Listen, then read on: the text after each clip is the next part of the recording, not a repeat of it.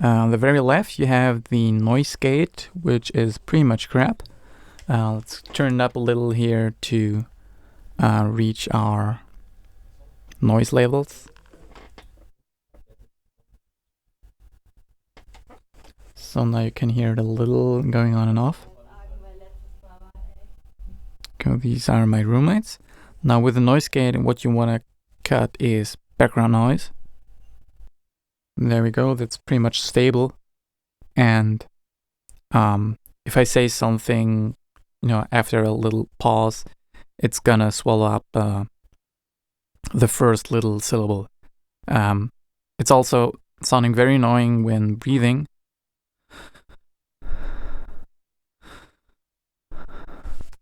So you can fix that by turning up the release here. You can actually see the release going down on the peak reduction meter.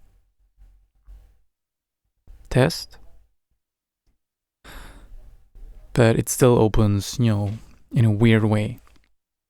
Alright, so then you have this over easy button right here. It's been active all the time now. And when it's on, it's basically it's a soft knee. So when you hit the knee, you see the orange light go on, and if you switch it off, you have the hard knee, and it only shows you if you're below or above the knee, the threshold. So it sounds a little more natural with the soft knee, so I'm just gonna leave it on. Then you have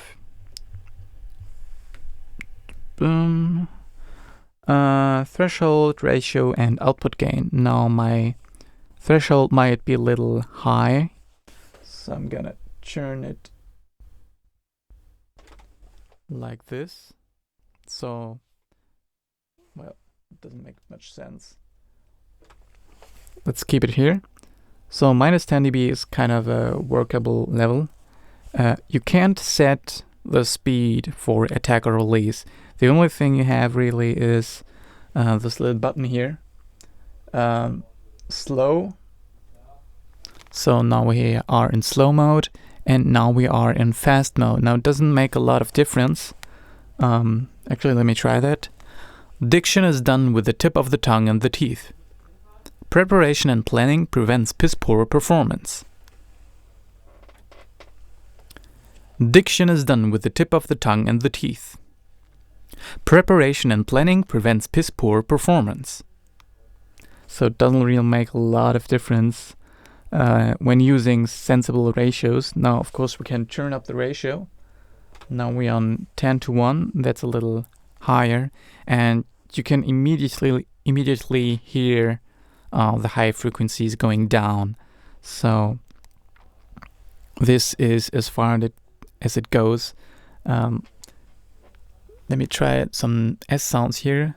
Sibilance, sibilance, sibilance, sibilance, sibilance, sibilance, sibilance, sibilance, sibilance, sibilance, sibilance. If I turn it up like to the max, this is me talking with a lot of compression and very little high frequencies. So let's turn it back to 4:1, and we're still in slow mode. Then you have the peak stop here, which, well, if you set it like this, it's only gonna trigger once you hit minus 10 dB on the meter, on the peak, on the gain reduction meter, sorry. So if you hit it hard, you can see it stopping the peaks. Of course, you can set it to, let's say, +5, so it's gonna trigger kinda here. So we're hitting it hard. You can actually hear it, but it's still kind of stealthy, which I like. Let's go all the way. So it's now we're pretty much limiting all the way, which doesn't sound too bad actually. I mean, you can talk you can actually hear it distorting a little, but when you talk normally for broadcasting situations and things like that, the peak stop might actually be very useful. Then you have this little contour switch right here.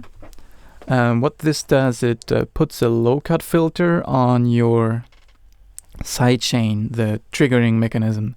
So, for example, if you play bass through the compressor, you can tell it to compress the whole thing, like this.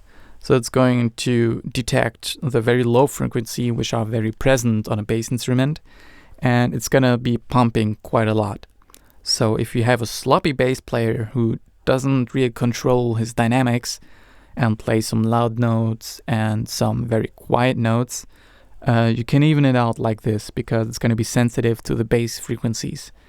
And if you enable contour, it's going to low cut at around 200 Hertz, and it's going to be shaping the bass sound a little more, the whole attack, and leaving the basic dynamics clean, which is kind of nice. What I like about the bypass switch here is that it's still showing you the compression levels. So you can see the gain reduction meter on the left still active, but you're bypassed. Yeah, then you have the stereo couple. What this does, it just couples both channels together. And the neat thing is, I only have the microphone plugged into the left channel, but you can see the gain reduction meter going on the right channel too, because it's reducing both left and right channels at the same levels. Now you don't see the right channel threshold, and you also don't see the peak stop meter.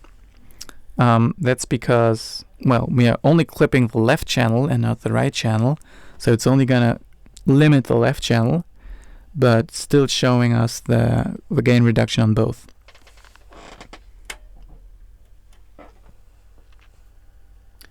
Alright, so that's pretty much it. We're gonna try some extremes with settings here, so you can hear how it sounds, especially the hard knee and the slow mode. So I'm gonna just turn up the compression like a madman. So now we have infinity to 1, and I'm gonna switch between over easy, so soft knee, and the normal one. Now you can hear the normal one.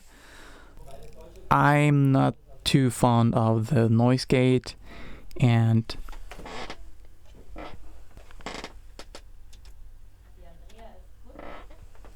so here we go with soft knee and slow. Preparation and planning prevents piss poor performance. Diction is done with the tip of the tongue and the teeth. Let's go for hard knee. Preparation and planning prevents piss poor performance. Diction is done with the tip of the tongue and the teeth. Now we're doing the same thing in fast mode. Soft knee. Preparation and planning prevents piss poor performance. Diction is done with the tip of the tongue and the teeth. Preparation and planning prevents piss poor performance. Diction is done with the tip of the tongue and the teeth. I actually like this one. It doesn't... That sounds very manly in comparison, which I like. Again, my preamp here is a ART MPA Gold. The new version of this is the Pro MPA 2. I think it has a few more buttons. It has a stereo link mode and a MS decoder, which this one doesn't have.